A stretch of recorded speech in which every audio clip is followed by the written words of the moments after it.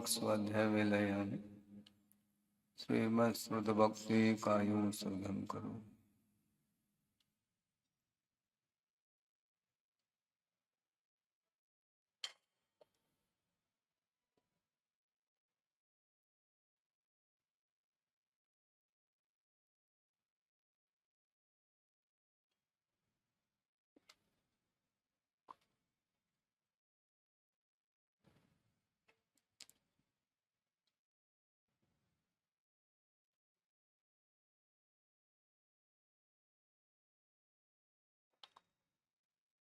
ओकारं बिंदु संयुक्तं नित्यं ध्यायन्ति योगिनः कामदं मोक्षदं चैव ओंकाराय नमो नमः। अविरल शब्द घनौघ प्रक्षालित सकल भूतल कलंका मुनिविरपार्षद तीर्था सरस्वतीर्तनोद्धृतम् अज्ञानतिमिरान्धानां ज्ञानाञ्जनशलाकया चक्षुरुन्मीलितं येन तस्मै श्रीगुरुवे नमः। परम गुरुभ्यो नमः। परम्पराचार्य गुरुभ्यो नमः। सकलकलुषविध्वंसकं श्रेयसां परिवर्धकं धर्मसम्बन्धकं भव्यजीवमनप्रतिबोधकारकमिदं शास्त्रं श्री कार्तिकेयान् प्रेक्षानामधेयम्। अस्य मूलग्रन्थकर्तारः श्री सर्वज्ञदेवाः तदुत्तरग्रन्थकर्तारः श्री गणधरदेवाः प्रतिगणधरदेवाः तेषां वचोनुसारमासाद्य श्रीमद् आचार्य प्रवर श्री कार्तिकेय देवैर्विरचितम्। मंगलम भगवान वीरो मंगलम गौतमो वने मंगलम कुंदकुंदाद्यो जैन धर्मोस्तु मंगलम सर्वमंगलमांगल्यम सर्वकल्याणकारकं प्रधानं सर्वधर्माणां जैनं जैत्रशासनम्। कोटिशतं द्वादशैव कोटो लक्षाणि शीतस्त्रिदिकानि चैव पञ्चाशदष्टोच सहस्रसङ्ख्य मे तत्श्रुतं पञ्चपदं नमामि। अरहन्त भासयत्तं गणहरदेवेः गन्तीयं सम्मं प्रणमामि भक्तजुक्तो सुगुणान्मोहो वह्निं शिरसा इच्छामि वन्ते सुभक्ति कावसोकोदस्सालोचन अंगुवंग पैनय पाउणय परियम सुत्त परमाणुग पूगय चूलिया केव सुत्तय थुदम कायम सैनिच कल मंचे में पूजे में वंदामि नमों सामि दुख कौ कम कौ भूलाओ सुगय गमनम समाय मरणम निर्गुण संपत्ति होद भज्यम। अथ पौर्वाणिक स्वाध्याय वेलायाम श्रीमद् आचार्य भक्ति कायो सगम करो।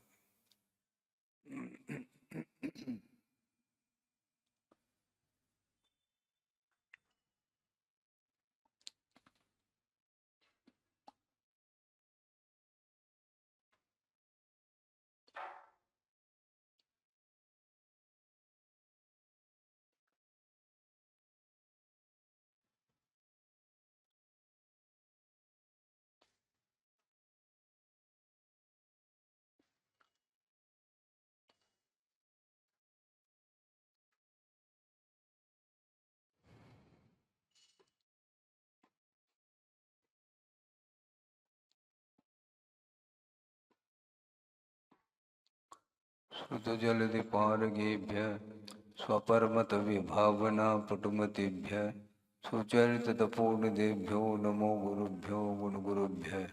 छत्तीसगुण समग्रे पंचमी आचार्य करण संदर्शे शिष्यानुग्रहकुशले धम्मायिरे सदा वन्दे गुरुभक्ति संयमेन तरन्ति संसार सायरं भूतम् चुन्नन्ति अट्टकम्मं जम्मन मरणं न पावन्ति ये नित्यं व्रतमन्त्रहोमनिरता ध्यानाग्निहोत्राकुला षट्कर्माविरता तपोधनधना साधुक्रिया साधव शीलप्रावरणा गुणप्रहरणा चन्द्रार्कतेजोदिकाः मोक्षद्वारकपाटपाटनभटाः प्रीणन्तु मां साधव गुरवः पान्तु नो नित्यं ज्ञानदर्शननायकाः चारित्राणवगम्भीरा मोक्षमार्गोपदेशकाः। इच्छामि बन्ते आयुर्वत्ते कामसुकोदस्सालोचे सम्मनान समदं सनसं जुत्तानं पंचव्याचाराणां आयुर्यानम आयारादिस्मराणुपदेशयानम वज्रायानम तिरयनुगुणपालयानम सौसानम सैनिचकलमंचे में पूजे में वंदामि नमो सामि दुख कौ कम कौ भूलाओ सुगय गमनम समाय मरणम जनगुण संपत्ति होदमज्जम तिहुवन तुल्यम देवम वंदिता तिहुवनिंद परिपूज्यम ओछम अनुपेहावो भवीय जनानंद जननी वो।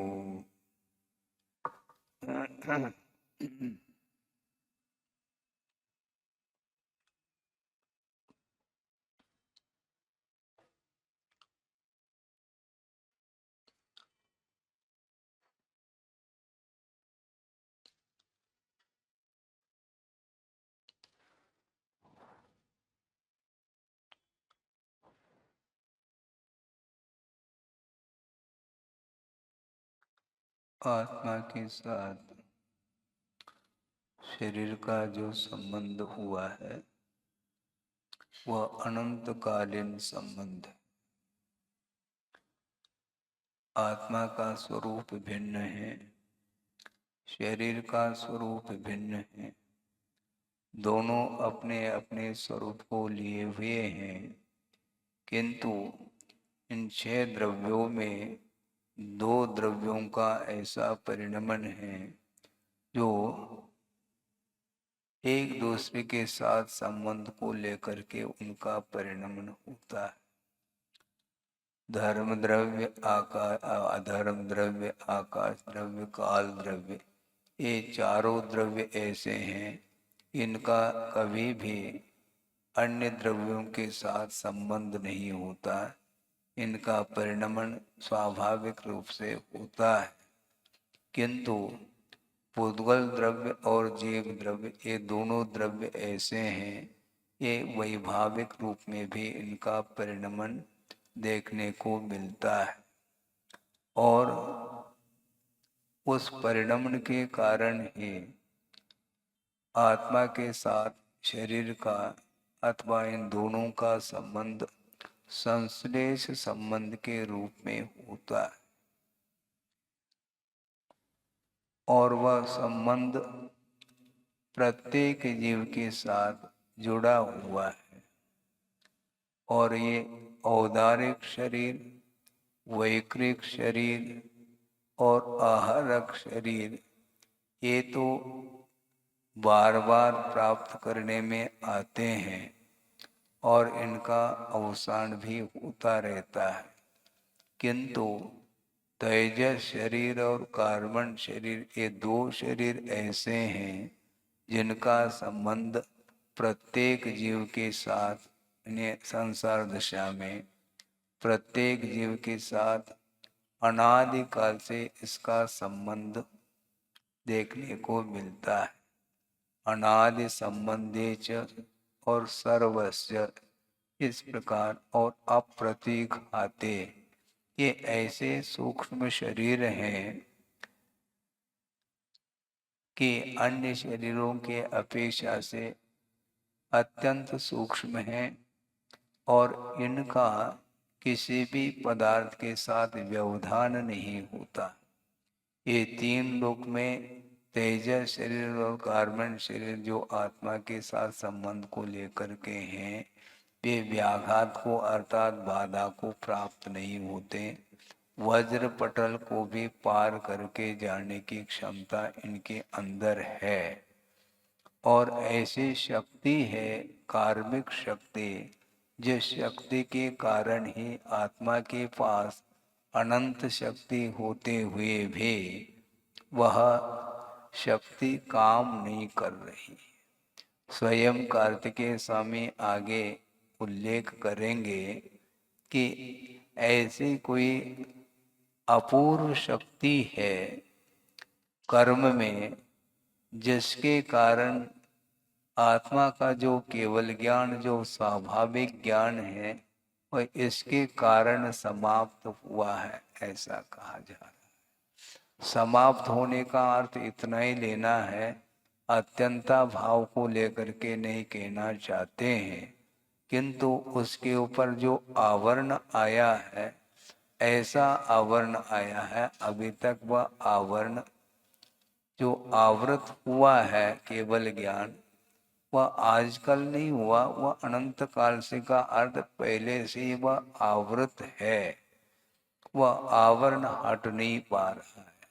और वह केवल ज्ञान जो आवरण को लेकर के है, उसका आवरण तभी हटेगा जब मोहनी कर्म का आप क्षय कर लोगे। केवल ज्ञान की उत्पत्ति मोहनी कर्म के क्षय के बिना संभव नहीं है, और मोहनी कर्म के कारण ही ये बार बार शरीर मिलता है और पुनः अवसान को प्राप्त होता है। उसी बात को लेकर के यहाँ पर चर्चा कर रहे हैं। जब यह शरीर ही आत्मा से भिन्न है, तो अन्य जितने भी लोग हैं उनका हमारे साथ क्या संबंध है, क्या तालमेल है? कुछ भी नहीं है। 2 दिन इसके ऊपर चर्चा की है, और यहाँ पर दूसरी कारिका आ रही है, उसके विषय को लेकर के यहाँ पर शरीर की क्या स्थिति है उसको लेकर के चर्चा कर रहे हैं। अइलालिलो देहो नान स्वयं देहि विविह भक्ति खनमित्तेन विविहड़ये जल भरिवो आम घड़वो व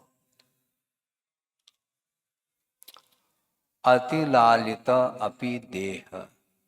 शरीर का पालन पोषण संसारी प्राणी ने किया, और अनंत काल से इसको नवनवीन शरीर प्राप्त हो रहा है, और उसका लालन पालन यह करता है। किसके द्वारा? अनेक प्रकार के सुगंधित द्रव्यों के माध्यम से, स्नान आदि के माध्यम से इसको सुरक्षित रखने का भाव रखता है, और अनेक प्रकार के भोजन पान आदि के माध्यम से भी इसका पोषण करना चाहता है।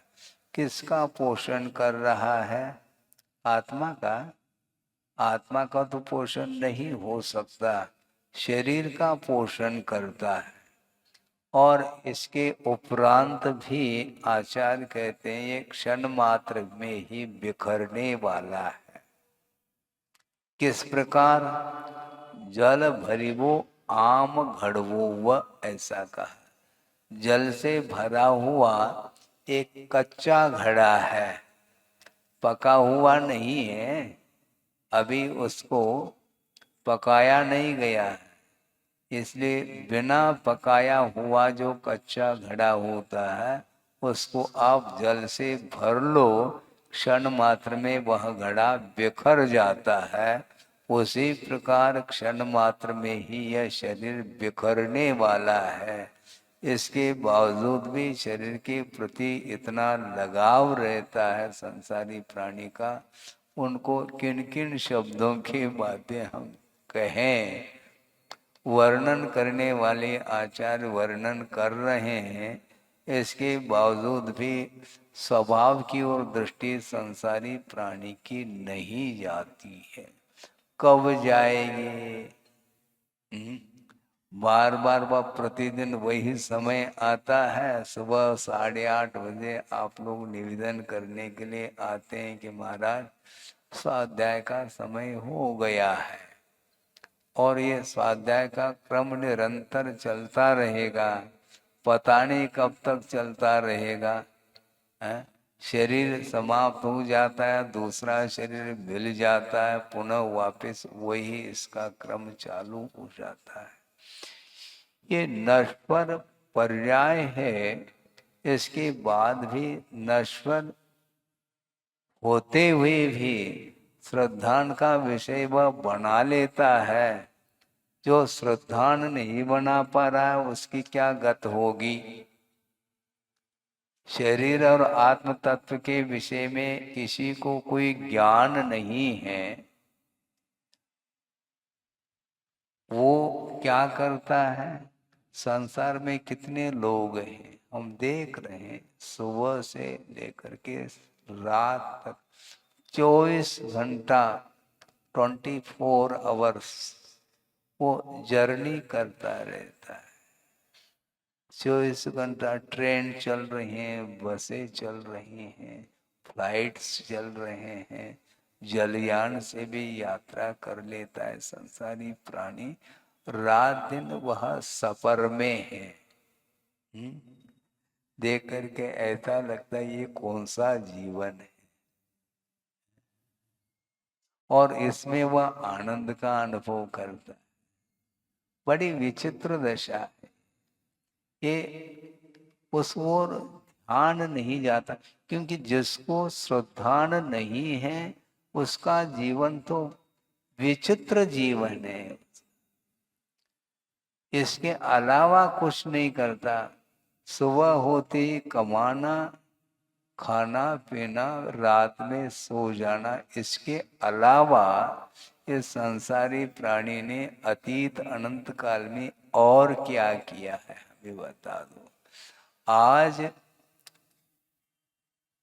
कमा करके जीवन यापन करने वाला जो व्यक्ति है और जो अरबपति खरबपति है, इन दोनों के जीवन में क्या फर्क क्या देख रहे हैं आप? क्योंकि अरबपति है वो भी, उसकी भी दुकान खुली हुई मिलेगी, और प्रतिदिन जो कमा करके जीवन यापन कर रहा है, दोनों के जीवन यापन करने में कोई भी अंतर देखने में नहीं आ रहा, क्योंकि सब जो है ना खाने पीने को लेकर के ही रात दिन लगे हुए हैं। इसके अलावा नया कौन सा कार्य किया हमें बता दो। कमाने के साधन भिन्न भिन्न हो सकते हैं, ये अलग वस्तु। कोई सर्विस के माध्यम से जीवन यापन करता है, कोई कृषि कर्म करके करता है, कोई बिजनेस व्यापार आदि करके व्यवसाय करके अपना जीवन यापन करता है। इसके अलावा क्या करता है? और देवगति में ये कर्म करने नहीं पड़ते, वहां पर सागरूपम आयु है। यहाँ पर तो 150 साल के भीतर यह समाप्त हो जाता है इसका जीवन, किंतु वहां पर सागरूपम आयु तक वह जीवन व्यतीत करता है, और कमाना इत्यादि वहां पर कुछ भी नहीं है। और दूसरी बात है कि कितना एक सागर के पीछे 1000 वर्ष, सोचो विचार करो। एक सागर जिसकी उम्र है वह 1000 वर्ष के उपरांत वह है कंठ से अमृत झरता है और भूख मिट जाती है 1000 साल तक पुनः। और मान लो जिसकी 33 सागर की उम्र है, आयु है, तो वह 33,000 वर्ष के बाद एक बार कंठ से अमृत झरता है और पुनः 33,000 वर्ष के लिए फुर्सत। और श्वासोश्वास की क्या प्रक्रिया है? एक पक्ष के उपरांत, एक सागर की उम्र है तो एक पक्ष के बाद एक बार श्वासोश्वास को लेता है, और 33 सागर की उम्र है तो 33 पक्ष का अर्थ कितने, कितना, हाँ 16.5 महीने, तो हाँ 1.5 साल हो गया है। 1.5 साल, 16.5 महीने ठीक ही तो है। 12 महीने का एक वर्ष होता है, और 12 और 4 16, 1.5 के अंदर ही है। ठीक है, तो इतने 33 पक्ष के बाद एक बार श्वासोश्वास की प्रक्रिया चलती है। मतलब कितनी निश्चिंतता होती होगी है? इसके बाद भी शरीर के प्रति जो ममत्व भाव है वह छूटता नहीं है। सोचो, विचार करो। और आप लोगों को प्रतिदिन खाना एक बार नहीं, दो बार नहीं, तीन बार भी हो सकता है, बीच में पता नहीं कितने बार पानी, कितने बार नाश्ता, आदि आदि, जिसका हिसाब नहीं। इसके बावजूद भी वह देवों का शरीर भी वह वैकृत शरीर है, ये अलग वस्तु। अकाल मरण नहीं होगा, ये अलग वस्तु, किंतु अवसान तो होगा। जिस प्रकार औदारिक शरीर अन्य बाधाओं से अकाल में भी अवसान को प्राप्त हो जाता है, मरण को प्राप्त होता है संसारी प्राणी, किंतु उनका अकाल मरण नहीं होते हुए भी उम्र समाप्त होते एक समय के लिए भी वहां पर रहेगा नहीं, नीचे आना पड़ेगा। तो ऐसी स्थिति में शरीर का जब अवसान होना ही है, ये शाश्वत नहीं है, इसके उपरांत भी संसारी प्राणी इसके लालन पालन पोषण में लगा हुआ है। क्या करोगे आप? और शरीर के प्रति मोह ममत्व भाव होने के कारण ही इसके संपोषण के लिए वह रात दिन मेहनत कर रहा है। उसके बाद क्या कर लोगे मेहनत करके? है? अंत होना है क्या? नहीं, मरा तो होना तो है, फिर तो क्यों लगा रहे हो? जब शरीर ही मिटने वाला है, फिर ये मेरा परिवार है, बंधुजन है, इस प्रकार उनके साथ ममत्व, और ये सब क्या है? ये समझने के उपरांत भी इसकी वृत्ति सुधरती नहीं है। कौन सुधार सकते हैं? आत्मज्ञान जब तक नहीं होगा, वस्तु का स्वरूप का बोध जब तक नहीं होगा, तब तक यही दशा इसकी रहेगी।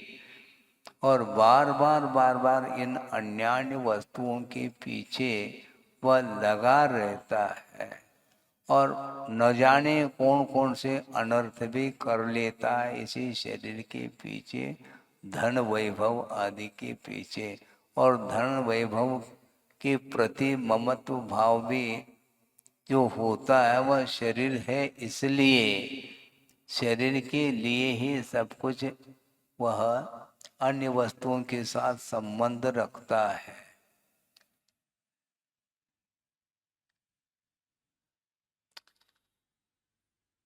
चेतन के ऊपर जड़ का प्रभाव है। जड़ का जड़ के ऊपर कोई प्रभाव नहीं होता है। धन एकत्रित कर लिया है, किसी वस्तु को खरीदते हैं लाखों करोड़ रुपए में, और वस्तु आपके घर में वो आ जाती है, और करोड़ों रुपए दूसरे के हाथ में चले जाते हैं। रुपए तो किसी न किसी के हाथ में है, उसको क्या अंतर आ रहा? अभी तक तो आपके हाथ में थे, वो नोट गिन रहे थे, और दूसरे के हाथ में वो पहुंच गया। अब उसके लिए क्या कोई, वो तो जड़ है, उसके अंदर कोई अंतर थोड़ी आने वाला। और दूसरी बात, मजे की बात ये है कि मान लो कोई मैनेजर है बैंक का, है? और अरबों रुपए वह सब ध्यान रख रहा है, लेकिन उनके उसके प्रति उसका क्या ममत्व है, मुझे बताओ। अरब रुपए मान लो गिन ले, कुछ भी कर ले, किंतु वह अरबपति नहीं कहलाएगा, ये ध्यान रखो। क्योंकि उसके लिए जो पे मिल रहा है, जितना मिल रहा है उतना ही है। मान लो 50,000 मिल रहा है तो 50,000 ही है। हाँ, उतने का ही स्वामी है, किंतु वह गिन रहा है अरब रुपए। ऐसा लगता है कि वो उसका कोई स्वामी हो, स्वामी नहीं है। इसलिए उसको कोई भी आनंद नहीं आता, जितना मिलता है उसी में आनंद आता है। बड़ी विचित्र दशा है कि परिग्रह का जो प्रभाव है वो अलग ही ढंग का होता है, कि स्वामित्व का अलग रस आता है। पांच इंद्रियों के माध्यम से विषयों का उपभोग करना अलग वस्तु, और स्वामित्व का एक संबंध और जुड़ जाता है, उसका एक रस अलग ही आता है। आप मकान में, बिल्डिंग में रह रहे हैं, किंतु आपको आनंद नहीं आ रहा है। क्यों? किराए का है मकान। हो गया। और किराए का मकान है तो नींद आती क्या नहीं आती उसमें? है? किराए का है महाराज, वो तो अब नई बिल्डिंग खरीदना है। अच्छा, वो क्या वो बिल्डिंग जो है ना, उसमें आपकी सुरक्षा नहीं होती क्या? वो बारिश के दिन में क्या टप टप कर रहा है क्या? नहीं, पक्का बिल्डिंग है, मतलब पक्की है। इसके बाद में वो दूसरे की है। समस्या यहाँ आ गई। अपने और पराये, ये दोनों को लेकर के संघर्ष है। एक व्यक्ति है, परिवार है समझ लो, और बंटवारा हो गया है, और जो बिल्डिंग है उसमें बीच में एक दीवार खड़ी कर दी। ठीक है, दो परिवार हो गए, सेपरेट रहने लगे। ठीक है, और दीवार में एक खिड़की भी है ताकि वेंटिलेशन बना रहे। ठीक। अब दीवार के बाजू में एक परिवार है और उन्हीं का परिवार जो सेपरेट रहे, दो परिवार डिवाइड। अब एक व्यक्ति ने मान लो रेडियो खरीद ली। ठीक है, और संगीत वह सुनता है प्रतिदिन, और दूसरा भी सुन रहा है फ्री में। है? बिल्कुल फ्री में सुन रहा है प्रतिदिन, लेकिन उसको आनंद आ रहा है क्या? नहीं। वैसे आनंद आ सकता है, किंतु वह सोचता है कि मुझे भी खरीदना है। अब खरीद करके करोगे क्या? वही गीत सुनोगे जो पहले सुन रहे थे, लेकिन एक मानसिकता, मेंटलिटी है कि ये मुझे भी खरीदना है, यानी उसके प्रति उसका स्वामित्व लगा हुआ है, क्योंकि वो रेडियो उसका है, मेरा थोड़ी है, और मुझे खरीदना है। वो खरीदता, खरीद करके क्या किया उसने? वही तो सुन रहा है, तो केवल मतलब सुनने में भी इंद्रिय का विषय बन रहा है, उसमें संतुष्टि नहीं, स्वामित्व में एक अलग संतुष्टि आती है। इसी को बोलते हैं मूर्छा, आसक्ति, स्वामित्व बुद्धि। इसी प्रकार जो है कार खरीदना है, सरकारी बस में नहीं, हमारी बस की बात नहीं, बस में बैठने की हमारी बस की बात नहीं, हमें तो बिल्कुल। और एक परिवार में मान लो चार हैं भाई, किंतु अलग अलग कार, चारों मिल करके ज्वाइंट फैमिली है, फिर भी एक कार में बैठ सकते हैं चार व्यक्ति, लेकिन नहीं, अलग अलग सेपरेट सेपरेट चाहिए। है? होता है क्या? नहीं हो रहा। टू व्हीलर अलग है, फोर व्हीलर अलग है, सब अलग।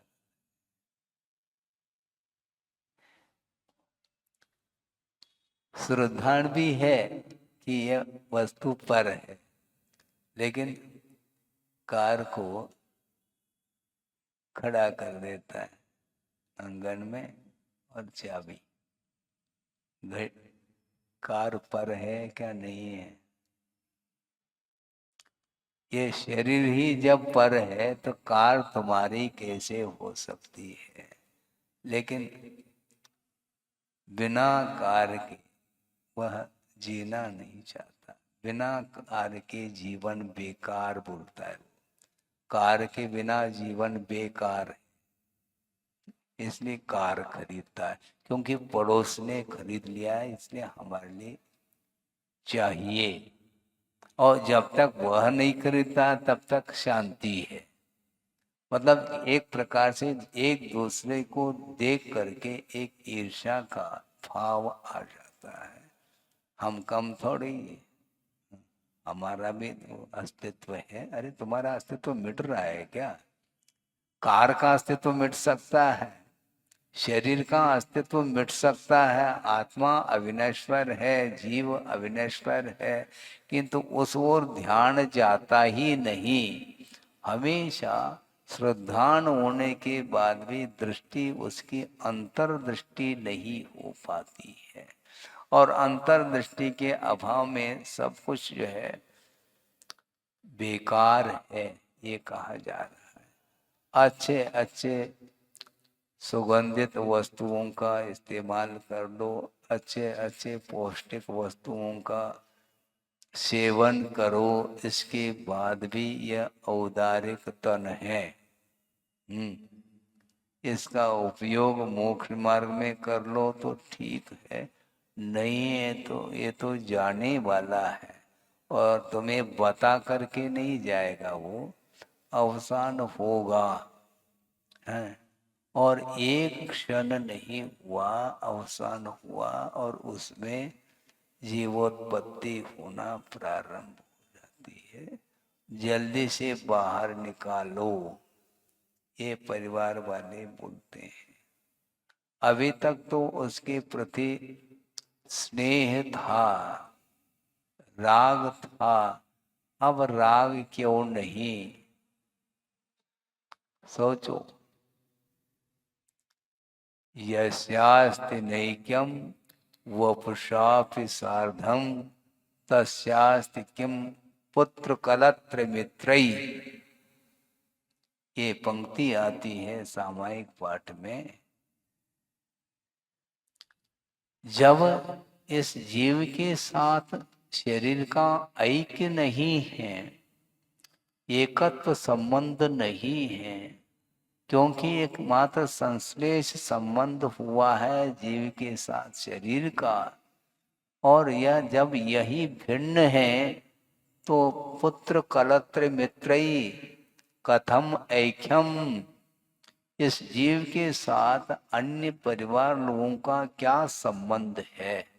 जब शरीर ही भिन्न है तो ये सारे सारे परिवार के लोग जिनके साथ मैं संबंध रख रहा हूं, ये कौन सा ज्ञान है? सम्यक ज्ञान है क्या? नहीं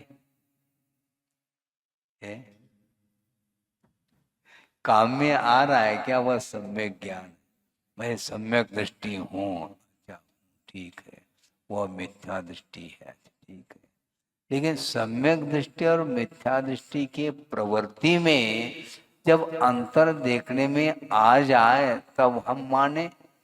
दोनों के प्रवृत्ति में कोई अंतर मान लो देखने में नहीं आ रहा है, तो क्या पहचान है सम्यक्त्व और मिथ्यात्व की? पहले भी यह विषय आप लोगों के सामने रखा था गर्मी के दिनों में, शायद भूल गए होंगे। एक आगम में विषय आता है, शुभोपयोग का विषय आता और शुभ योग का विषय आता। ये दो विषय हैं। इसको गौर से आप समझने का प्रयास करेंगे। शुभ योग अलग है और शुभोपयोग अलग है। महाराज शुभ योग किसको बोलते हैं? योग का अर्थ पहले समझ लेते हैं अपन। योग किसको बोलते हैं? संयोग वियोग इसको नहीं बोल रहे हैं। योग का अर्थ अलग है कि आत्म प्रदेशों में जो स्पंदन होता है, वाइब्रेशन होता है, उसका नाम योग है। जो कि निमित्त भेदात त्रिधा भवति। निमित्त के भेद से योग के 3 भेद हो जाते हैं, मन वचन और काय की अपेक्षा। अर्थात काय वांग मनः कर्म योगः, ये सूत्र आता है। कर्म का अर्थ यहाँ पर ज्ञानावरणादि कर्म नहीं लिया है, किंतु मन वचन काय की चेष्टा का नाम कर्म है। तो मन वचन काय के चेष्टा के माध्यम से आत्म प्रदेशों में जो स्पंदन होता है उसका नाम योग है। जिस स्पंदन के योग के माध्यम से कर्म का आश्रय होता है, ऐसा आगम का उल्लेख है। और वह योग 2 तरह का होता है, एक अशुभ योग और एक शुभ योग। अशुभ योग के माध्यम से पाप का आश्रय होता है और शुभ योग के माध्यम से पुण्य का आश्रय होता है। अब सोचो, ये कषाय के साथ संबंध रखने वाली जो योग की प्रवृत्ति है, जिसको लेशा कहा है, हम धीरे धीरे उस विषय को आपके सामने रखना चाहते हैं, क्योंकि शुभोपयोग होते हुए भी अशुभ लेशाएं रह सकती हैं, अशुभ योग हो सकता है, और शुभ योग के अभाव में शुभोपयोग के अभाव में शुभ योग भी रह सकता है। इसलिए शुभोपयोग और शुभ योग में अंतर अपने को देखने में नहीं आ पा रहा है, उसको समझना है। वस्तुतः मन वचन काय की चेष्टा शुभात्मक होते हुए भी उसका उपयोग अशुभ रह सकता है। महाराज क्लियर कर दो आप, हमें समझ में बात नहीं आ रही है। हम बता रहे हैं कि शुभोपयोग किसको बोलते हैं। शुभोपयोग उसको बोलते हैं सम्यक दर्शन के जो प्रतिपक्षी कर्म हैं, जिन कर्म के उदय से सम्यक दर्शन का घात होता है, उन प्रकृतियों का क्षय क्षोभशम उपशम जब हो जाता है, अर्थात सीधा सीधा अर्थ यह है सम्यक दर्शन के सद्भाव में शुभोपयोग होता है और सम्यक दर्शन के अभाव में अशुभोपयोग होता है, ये इसका तात्पर्य है। अब सोचो, सम्यक दर्शन के साथ शुभोपयोग है, किंतु जो योग की प्रवृत्ति है वह अशुभ भी हो सकती है। कृष्ण नील कापोत लेशाएं भी पाई जाती हैं सम्यक दृष्टि के लिए, और मिथ्या दृष्टि के पास भी शुभ लेशाएं शुभ योग हो सकता है। इसलिए योग और उपयोग का परस्पर में कोई भी तालमेल नहीं है। इसलिए कहा जा रहा है कि देवगति में प्रत्येक देवों के लिए और देवांगनाओं के लिए भी शुभ लेशाएं पाई जाती हैं, अशुभ लेशा नहीं। चाहे वह देव मिथ्या दृष्टि हो अथवा सम्यक दृष्टि हो, उनके पास शुभ लेशाएं पाई जाती हैं।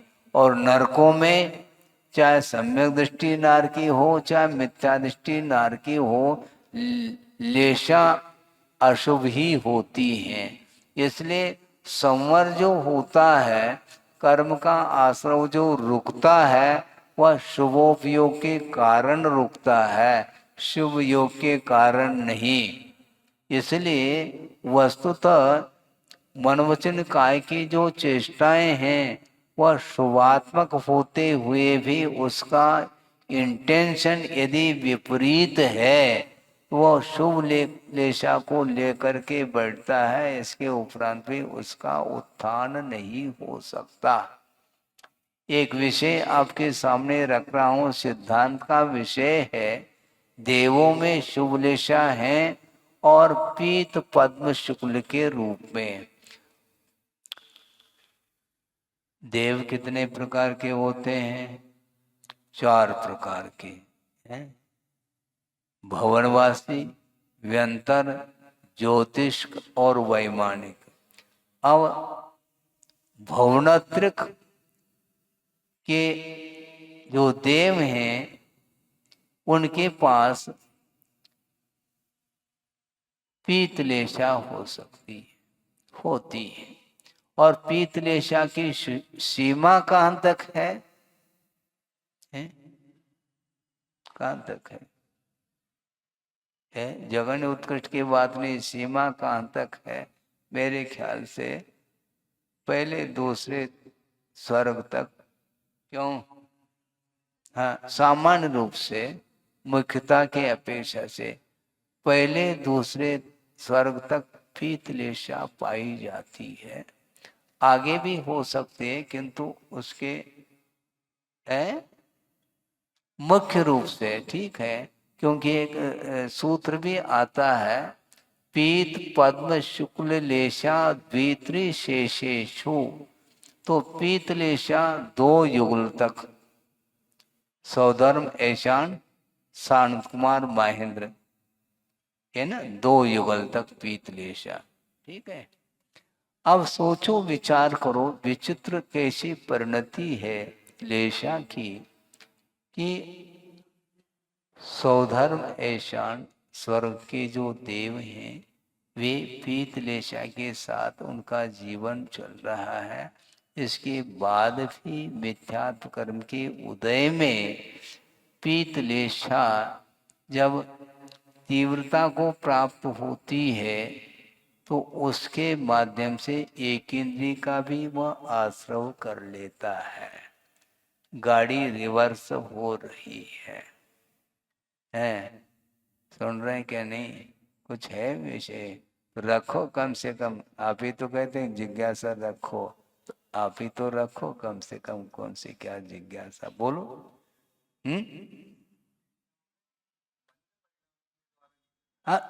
मंद का ऐसा नहीं, आप समझो, लेशा की तीव्रता ही नीचे की ओर ले जाती है। हाँ, तीव्र तीव्रतर तीव्रतम, मंद मंदतर मंदतम।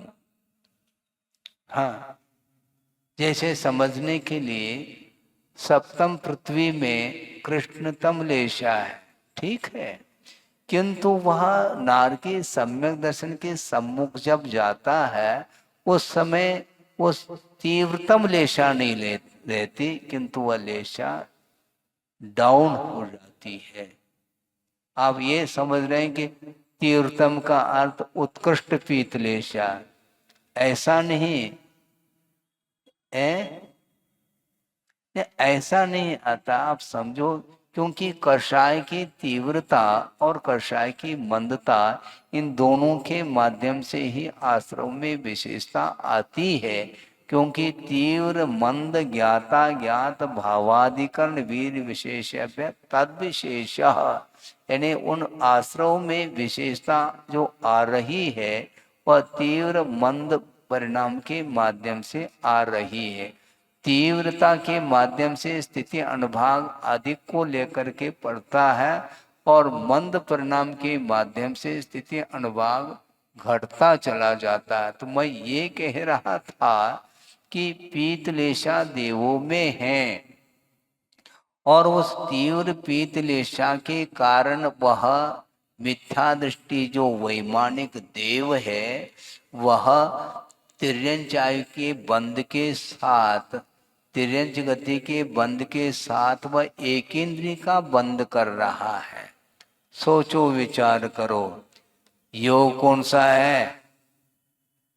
शुभ है, क्योंकि पीत पद्म शुक्ल लेशा, इन तीनों लेशा के साथ योग जो होता है वह शुभ होता है। और कृष्ण नील कापोत लेशा के साथ लेशा योग अशुभ हुआ करता है। तो शुभ पुण्य से अशुभ पाप से एक सामान्य कथन है, किंतु वहां पर शुभ योग होते हुए भी उसमें कषाय की अपेक्षा तीव्रता आई है, इसलिए वह योग अशुभ की ओर जा रहा है। गाड़ी रिवर्स है, अभी अशुभ योग हुआ नहीं, किंतु उपयोग उसका अशुभ है और मिथ्यात्व कर्म के उदय में वह जो तीव्र लेशा हो रही है, पीतलेशा, उसके कारण वह एक इंद्रिय का बंद कर रहा है। सोचो विचार करो। और एक सम्यक दृष्टि है और मान लो वह कृष्ण लेशा में आ गया, तब भी वह अनंतान मंदी के साथ जो आश्रव होता था वह आश्रव नहीं होगा, क्योंकि अनंतान मंदी क्रोधमान माया लोभ और मिथ्यात्व की तीन प्रकृतियों का क्षय क्षोभशम हुआ है अथवा उपशम हुआ है। फल स्वरूप लेशा भले ही अशुभ रह आवे, किंतु उपयोग उसका शुभ होने के कारण उन सात प्रकृतियों का संवर हो रहा है, ये सिद्धांत है। इसलिए वस्तुतः जो व्यक्ति शांत बैठा है ऐसा देखने में आता है, क्योंकि उसकी प्रकृति, उसकी जो प्रवृत्ति है, उसकी जो चेष्टाएं हैं वह शुभात्मक देखने को मिल रही है, किंतु उसकी भीतर की जो परिणति, उसका जो लक्ष्य है वह भिन्न है। इसलिए वो भगवान के समान दिख रहे हैं। भगवान कह दो ना फिर, क्योंकि बिल्कुल चेष्टाएं, वो बहुत शांत बैठते हैं। ये ध्यान रखो कि शांत जो बैठता है वह हमेशा सम्यक दृष्टि होता है, ऐसा नहीं लेना। क्योंकि स्वभाव मार्दवंच, स्वभाव से जो मृदुता रखता है वह भी मनुष्य का बंध कर सकता है। इसलिए कषाय की मंदता मात्र होना पर्याप्त नहीं है, क्योंकि भीतर की जो इच्छाएं हैं वो अलग ही क्वालिटी की होती रहती है। इसलिए भीतर की जो परिणति है, कषाय की परिणति, उसको पकड़ना बहुत कठिन है। वह मंद परिणाम इसलिए कर रहा है क्योंकि उसके माध्यम से वह कुछ अच्छी क्वालिटी की सामग्री एकत्रित करना चाह रहा है। वह पुण्य का बंद करना चाह रहा है, क्योंकि पुण्य के उदय में जो सामग्री मिलती है वह पाप कर्म के उदय में वह भोग्य सामग्री नहीं मिल सकती। इस विश्वास के साथ उसने कषाय को बंद किया है, इसलिए वह ऊपर जा रहा है। किंतु ये ध्यान रखो, कषाय की जब तीव्रता आती है तो उसका शुभ लेशा के साथ भी पतन देखा गया है, और वह देव एक इंद्रिय हो रहा है। बंधुओं, सोचो विचार करो, वहां पर क्या मार काट है? क्या कोई मार काट वहां पर नहीं है, लेकिन नहीं होते हुए भी जो आसक्ति है वह आसक्ति उसको परेशान कर रही है। ये लोभ का तासिर है। कोई क्रोध करता है तो व्यक्ति बोल देता, महाराज ये कितने कषाय करते हैं। अच्छा, लोभ को कषाय नहीं मानते हैं आप? हैं? लोभ को कषाय नहीं मानते हैं क्या? बल्कि क्रोध जो करता है वह उतना घातक नहीं है। इसका अर्थ में क्रोध का समर्थन कर रहा हूं ऐसा नहीं, किंतु जो क्रोध बिल्कुल नहीं कर रहा है, किंतु वह महान कषाई सिद्ध हो सकता है। क्योंकि क्रोध करेंगे दुकान नहीं चलेगी, ग्राहक लौटेंगे। तो अब क्या करें? ग्राहक को पटाना है, लौटाना नहीं। उसको पटाना है तो भैया क्रोध मत करो, हाँ, क्रोध को पी जाओ। हाँ, मान सम्मान को भी पी जाओ, हमें कोई आवश्यकता नहीं, मान से पेट थोड़ी भरने वाला है। और वह छोटा भी लड़का आता है तो दद्दा बोलता है, वो क्यों? लौट ना जाए। ये लोभ वृत्ति है, लोभ की तासीर है। वह देखने में तो वह वह कषाय कर रहा है यह मालूम नहीं पड़ेगा, क्योंकि व्यवहार में क्रोध को ही प्रमुखता दी गई है। किंतु लोभ जो है ना पाप का बाप है, ऐसा कहा है? लोभ क्रोध नहीं है इसलिए आपको निष्कषाय बोल दे, संभव नहीं है। हाँ, क्योंकि क्रोध के माध्यम से किसी वस्तु को वह किसी वस्तु के साथ अधिकार प्राप्त करना चाहता है मान लो, किंतु क्रोध से काम नहीं चल रहा है तो क्या करेंगे? क्योंकि क्रोध करने से लाभ नहीं, क्योंकि वह सामने वाला भी बलवान है, उसके सामने क्रोध करने से फायदा क्या है? क्योंकि वह सवई है, हम फेर हो जाएंगे। तो अब क्या करें? क्रोध नहीं करना, अब षड्यंत्र। हाँ, एक यंत्र से काम नहीं चलेगा, षड्यंत्र है। वो क्या करता है? वो माया का आलम्बन लेता है और उस माया जाल में वो उस व्यक्ति को जो लौट रहा है उसको बुला लेता है। तो ये कषाय की तीव्रता और बढ़ रही है वस्तुतः। और माया का आलम्बन लेता क्यों?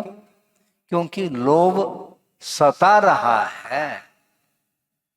जिसके अंदर तिल तुष मात्र भी लोभ नहीं है, वह माया का आलम्बन क्यों ले?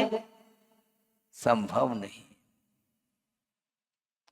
छोटा बालक है, उसके अंदर माया नहीं, क्योंकि उसके अंदर माया का प्रभाव नहीं।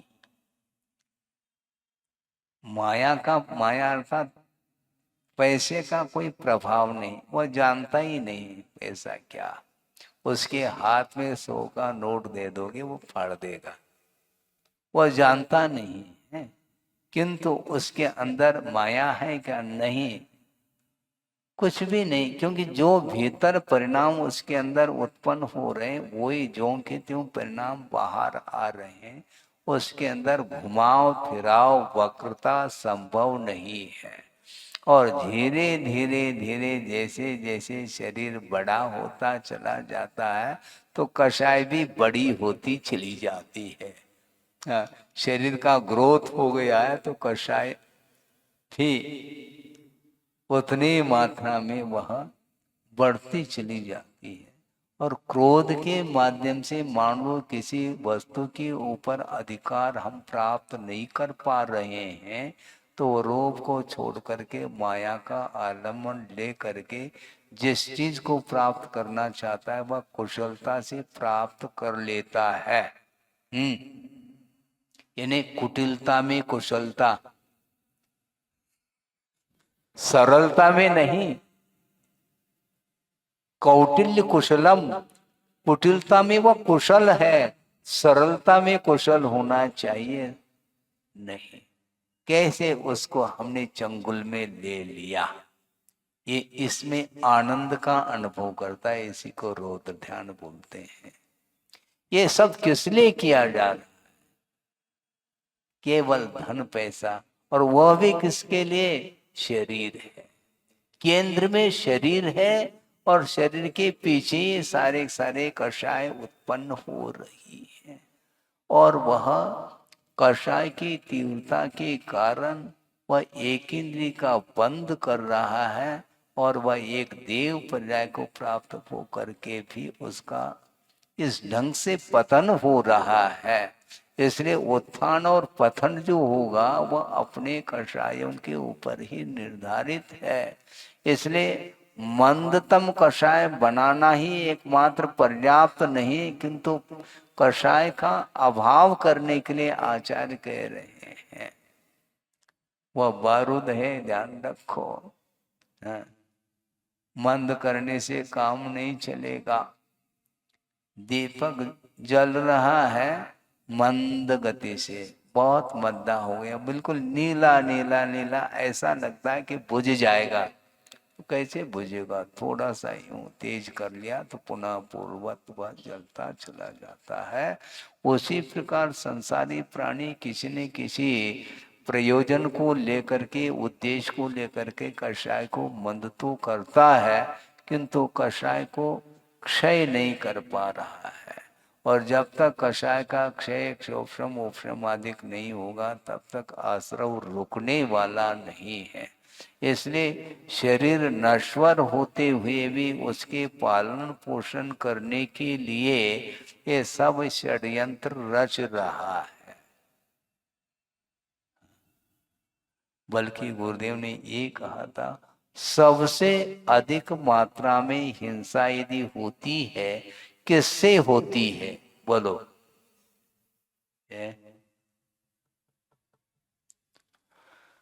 अनावश्यक वित्त के संग्रह से, अनावश्यक परिग्रह के संकलन के माध्यम से सबसे अधिक मात्रा में हिंसा होती है।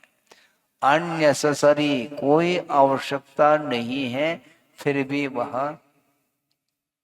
आने दो। इन किन प्रकार से आने दो? धन, उसकी क्या उपयोगिता है? एक अरबपति अथवा खरबपति है मान लो, उनको हम पूछना चाहते हैं कि भाई साहब, ये जो धन है जो तुमने एकत्रित किया है, और उसमें से कितने परसेंटेज में खाने पीने में वो उपयोग में आता है धन? है? कितना आता मुझे बताओ? कोई परसेंटेज है?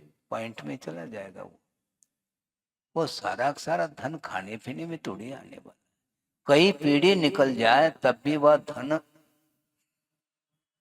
हाँ, कमी नहीं पड़ेगी। इसके बावजूद भी इतनी कमाने की आवश्यकता क्या है, क्यों है? वित्त को इतने संग्रह करने की आवश्यकता क्यों पड़ी है? क्योंकि उसके बिना मन लगता। हवेली चाहिए है, और बिना धन के थोड़ी मिलने वाली हवेली, तो उसकी पूर्ति के लिए लगा हो। और स्वयं सोता, कितने जगह कितनी चाहिए उसको सोने के लिए? 4-5 फीट जगह बस। ठंड में उतने भी जगह नहीं, सिकुड़ के सोता है वो। ये गर्मी में पैर पसार लेता है, और पूछ के मैंने तो बिल्कुल पैर सिकुड़ करके सो लेता है। लेकिन वह 10 खंड का चाहिए, बड़ी हवेली चाहिए उसको, और करोड़ रुपए उसमें व्यय कर देता है, जिसकी कोई भी आवश्यकता नहीं है। और मान लो पहले नींद नहीं आती थी, अब हवेली बन गई तो नींद आने लगी। लेकिन इसके टक्कर का नहीं, इससे और 21 है। कोई भी मान लो इस प्रकार का इमारत बन जाए हवेली, तो फिर नींद फिर नहीं आती है। तो इससे स्पष्ट है ये केवल मानसिक भूख है इसकी। शारीरिक जो तन की जो भूख है वह तनकसी है, हाँ, और मन की भूख तो कोई उसका अंत नहीं है, और उसके पीछे लगा हुआ है। और इस प्रकार अनावश्यक वित्त के संग्रह में जो पाप का अर्जन हुआ है, वह कब धुलेगा? महाराज आप आशीर्वाद दे दो तो धुल जाएगा, ऐसा थोड़ी धुलने वाला, ध्यान रखो। आशीर्वाद से धुल जाए फिर कहना ही क्या है? नहीं धुलने वाला। क्योंकि अन्याय, अत्याचार, अनीति, इसके आश्रय से जो वित्त का संग्रह हुआ है, वह कभी भी वह पाप धुलने वाला नहीं है। इसलिए उतना ही वित्त का संग्रह करना चाहिए जो अपने लिए उपयोगी हो। और मान लो कोई व्यापार आप कर रहे हैं, उसमें सहजता से मान लो आमदनी हो भी रही है तो भी परसेंटेज के रूप में आप यदि पाप को धोना चाहो तो उसको धार्मिक क्षेत्र में उसका सदुपयोग करते हैं तो निश्चित रूप से वह पाप धुल सकता है। और आचार्य ये कहना चाहते हैं कि पाप करके धोने की अपेक्षा उतना ही कर लेना चाहिए जिसके माध्यम से हमारा जीवन उन्नत बन सके। इस प्रकार ये अनुप्रेक्षा निरंतर गाथाओं के माध्यम से चल रही है कि आम घड़वो व अनेक कच्चे घड़े के समान यह शरीर क्षण भर में विलय को प्राप्त होता है। जिसके पालन पोषण करने के लिए रात दिन श्रम कर रहा है और श्रम करके वह दिन भर श्रम करता है, रात में सो जाता है, थक जाता है तो सोना, फिर बाद में जाग करके पुनः वही करना। इस प्रकार ये निरंतर यह संसार की परंपरा चल रही है। इसको समाप्त करने के लिए कोई भी उपाय नहीं। जब तक शरीर के प्रति और अन्यान्य वस्तुओं के प्रति जब तक लगाव रहेगा, ममत्व भाव बना रहेगा तो उसके माध्यम से कर्म का आश्रव होता है। कर्म का आश्रव होता है तो समय पा करके वो उदय में आकर के आपको वह दुखी बनाता है, बल्कि वह दुखी नहीं बना रहा है। उसमें जो प्रकृति पड़ी है अपने परिणामों के माध्यम से उसमें दुख देने की प्रकृति आई है। कर्म वर्गनाएं कर्म के रूप में परिणत होती हैं, वो अपने परिणामों के माध्यम से उसमें इस प्रकार का स्वभाव आया है? अपने भाव है, क्योंकि भावाश्रव के बिना द्रव्याश्रव संभव नहीं है। इसलिए निरंतर बिना प्रयोजन के संसारी प्राणी हर्ष विषाद राग द्वेष कालुष्य परिणाम करता ही चला जाता है। बल्कि सोचो कि ये जो कथाएं होती हैं, कथाएं नहीं वो व्यक्ताएं मानी जाती हैं। कौन सी? आहार कथा शुरू हो गई। आहार कथा, स्त्री कथा, अपने राज कथा, चोर कथा, ये कथाएं ये व्यक्ताएं मानी जाती हैं। ये सतकथा नहीं। वर्तमान योग पुराण खोल करके थोड़े बहुत महापुरुषों के जीवन वृत्त के विषय में कुछ पढ़ो, कुछ सुनो, नहीं वो कथाएं रुचती नहीं है। और वृद्धावस्था आने के उपरांत भी व्यक्ताओं में उलझा रहता है संसारी प्राणी है। शाम को अंतो कर ली या भोजन कर लिया और चार व्यक्ति बैठ गए और शुरू हो गई चर्चा। व्यक्ताएं प्रारंभ, राजकथा, कौन हार गया कौन जीत गया, क्रिकेट कौन हार गया कौन जीत, अरे कौन हारा कौन जीता तुम्हें इससे क्या प्रयोजन है? वह क्रिकेट खेल नहीं रहा है, किंतु जो खेलने वाले हैं उसको वह देख रहा है कि कौन हार रहा है, पक्ष ले लेता है। जो जीतने की उम्मीद है उसका पक्ष लेता है, और जीत गया तो ऐसा लगता है कि मैं ही जीत गया हूं। और मान लो संयोग से वो हार गया तो हार्ट अटैक की नौबत आ सकती है, जैसे स्वयं ही हार गया वो।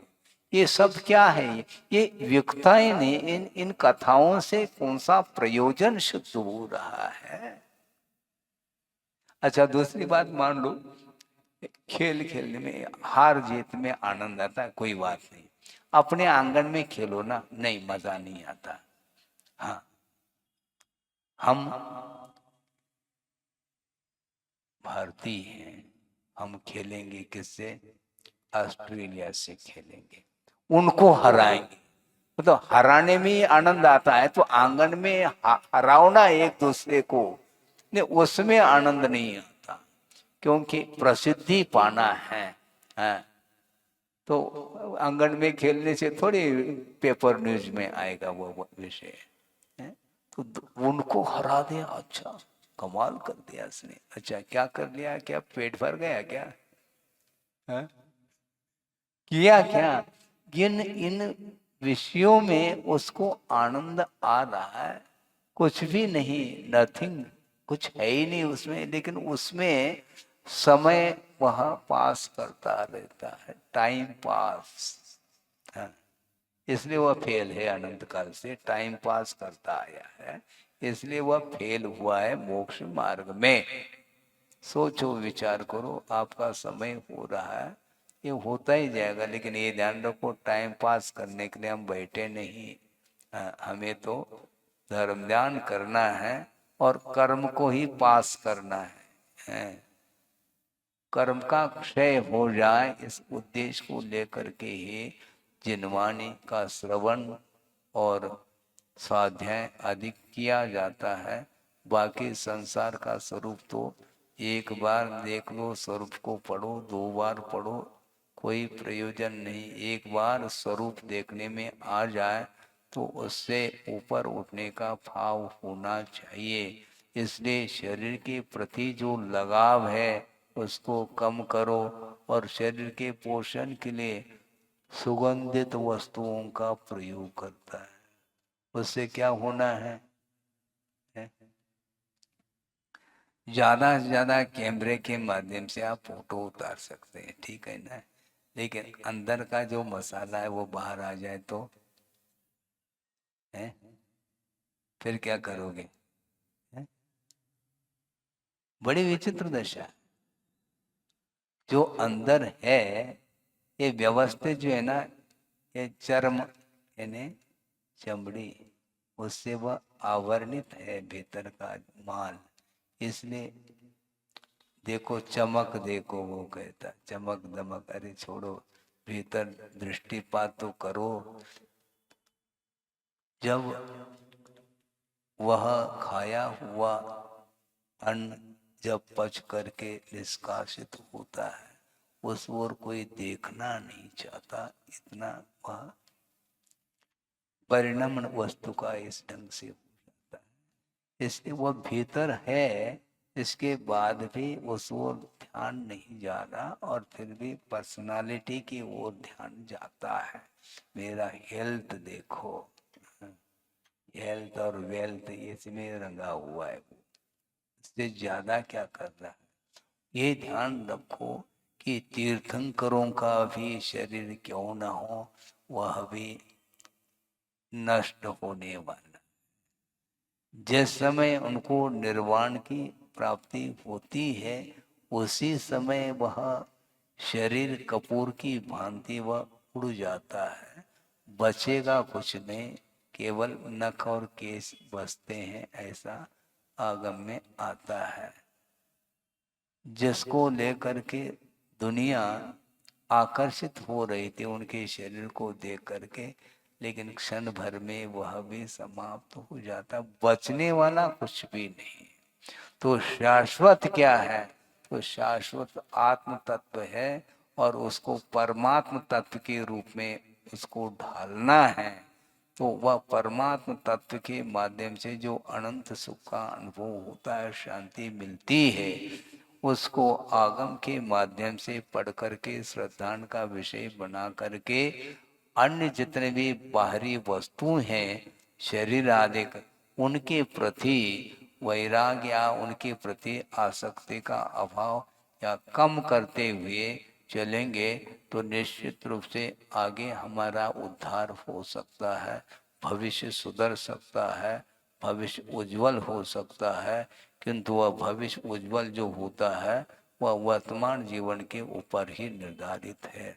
जिसका वर्तमान जीवन उज्जवल होता चला जा रहा है तो उसका भविष्य भी निश्चित रूप से उज्जवल होगा। उसके माध्यम से ही हम आत्मा का दर्शन कर सकते हैं। इस उद्देश्य को लेकर के हमें स्वाध्याय अधिक करना चाहिए, जिसके माध्यम से कर्मों की निर्जना आदि हो सके। बोधि समाधि परिणाम शुद्धि स्वात्मोपलब्धि शिव सौख्य सिद्धि चिंतामणिम चिंतित वस्तुदाने त्वां वंदमानस्य ममास्तु देवी। परम पूजाचार्य गुरुवर श्री विद्यासागर जी महाराज की जय।